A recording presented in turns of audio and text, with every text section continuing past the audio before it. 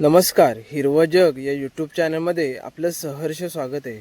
आज आपण तळलेले फणसाचे गरे करणार आहोत। आपण काय केलं आहे की आपण आपल्या बागेतील हा कापा फणस आणलेला आहे, म्हणजे हा फणस आहे तो तयार झालेला आहे। आपण काय केलं आहे की थोडंसं आपण खोबरेल तेल घेतलं आहे व जी आपली कोयती वगैरे आहे त्या कोयतीला आपण जे खोबरेल तेल आहे ते लावून घेतो आहे। म्हणजे काय होणार की आपला जो ह्या फणसाचा चीक आहे तो ह्या कोयतीला लागणार नाही। आता काय करायचं आहे की आपण हा फणस आपण कापून घ्यायचा आहे।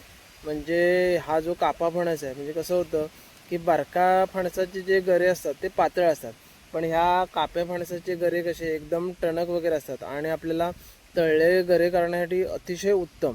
हा जो आपला फणस आहे तो थोडाफार पिकला आहे, म्हणजे कसं आहे झाडावरतीच पिकला आहे तो, कारण कसं आहे आता जो पावसाचा सीझन आता चालू झाला आहे त्यामुळे आपले जे गरे वगैरे आहेत तो आता पिकायला लागलेत। तर आपण काय करायचं आहे की एका कागदाच्या साहाय्याने आपलं जे फणसाचं चीक वगैरे आहे ते काढून घ्यायचं, म्हणजे आपली जी पुढील प्रक्रिया करण्यासाठी आपल्याला जे सोपं जाईल। हे फणसाचे जे गरे वगैरे असतात म्हणजे तळलेले वगैरे ते खाण्यासाठी पण अतिशय स्वादिष्ट आणि चविष्ट लागतात। म्हणजे आपण जो बाजारातील खाऊ किराणा खातो त्यापेक्षा हे जे तळलेले गरे आहेत, म्हणजे जे आपली कोकणातली परंपरा आहे किंवा आपलं जे कोकणातलं जे वैभव आहे ते आपण असंच जपायला पाहिजे। म्हणजे कसं आपण जे केमिकलयुक्त जे पदार्थ खातो त्यापेक्षा आपले जे पारंपरिक पदार्थ आहेत ते आपण जोपासायला पाहिजे। आपण काय करायचं आहे की हा फणस आपण चांगल्या पद्धतीने कापून घ्यायचा आहे, त्याचा जो पाव वगैरे असतो तो कापायचा आहे। म्हणजे काय होणार की आपले हे फणसाचे गरे आहेत ते आपले अलगदपणे निघणार व आपली जी पुढील प्रक्रिया आहे ती आपली अतिशय सोपी आणि चांगल्या पद्धतीची होणार। तर काय होतं की फणसाचं कसं सर्व बाजूने उपयोग होतो, म्हणजे फणसाचे आपल्याला चांगले रसाळ गरे वगैरे खायला मिळतात किंवा त्याची जी आटूळ वगैरे असते ती पण आपल्याला खायला मिळते आणि हा जो उर्वरित भाग आहे तो पण गुरांसाठी होतो। म्हणजे संपूर्ण ह्याचा जो भाग आहे तो कसा चांगला उपयोगात येतो। आपण कसं एक एकपणे अलगद हे गरे काढायचे आहेत आणि गरे काढल्यानंतर आपण काय करायचं आहे की सुरीच्या साहाय्याने याचे बारीक बारीक एकदम भाग करायचे। म्हणजे काय होणार की आपल्याली जी तळलेली प्रक्रिया आहे ती अतिशय आपली सोपी होणार।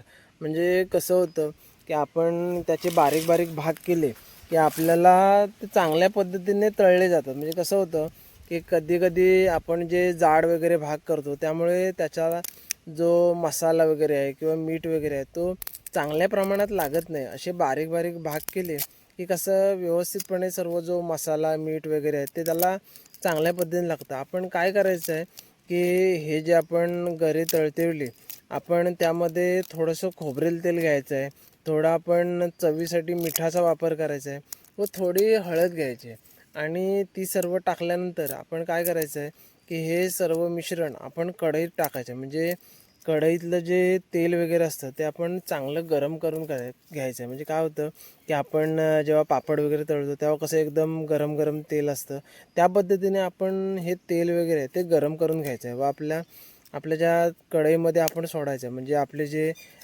फणसाचे तळलेले गरे आहेत ते चांगल्या पद्धतीने म्हणजे तयार होणार आहेत आणि ते खाण्यासाठी पण अतिशय चांगले आणि स्वादिष्ट लागणार आहेत। तर तुमच्याकडं पण तुम्ही असे तळलेले गरे वगैरे करता का? तर कमेंट करून नक्की सांगा, कारण हे जे तळलेले गरे आहे ते खाण्याची मजा आहे ती काही वेगळीच असते।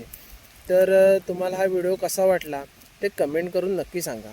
असेच नवनवीन व्हिडिओ पाहण्यासाठी आपले हिरवं जग या चॅनलला लाईक करा, शेअर करा आणि सबस्क्राईब करा। धन्यवाद।